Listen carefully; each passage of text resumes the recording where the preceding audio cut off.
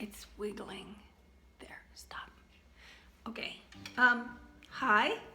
This is me, and I wanted to play one more song that I had written for you, and it's the only other kind of protest anti-war song that I've ever written.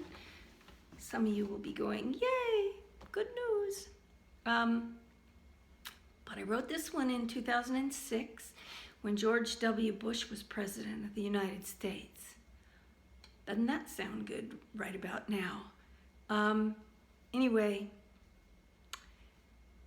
during his presidency, during the Iraq War, he put a ban on photographs being taken of the planes coming into Dover Air Force Base in Delaware that were filled with the coffins of the young and old men and women that had paid the ultimate price in the war.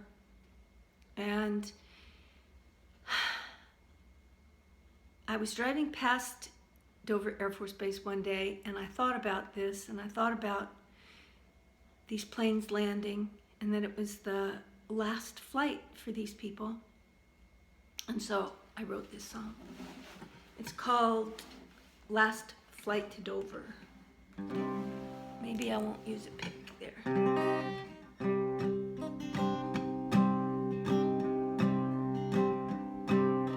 Mama met the chaplain at the door.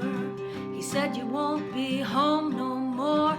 Daddy got a letter with the presidential seal. Son of a bitch says he knows how they feel. Thousands of faces, kith and kin, the chattel of war, the price of the wind. We turned to each other and we asked once more, what in the hell were they dying for?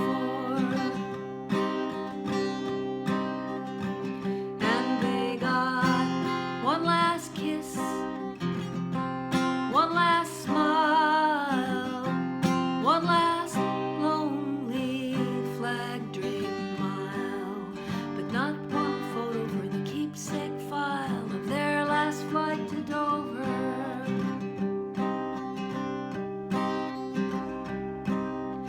War is an equalizer, cargo on a plane. All the coffins look exactly the same, bringing them back to be tagged and scanned. God, when will the last body land? And they got one last kiss, one last smile, one last lonely flag-draped mile, but not one photo for the keepsake file of their last flight to Dover.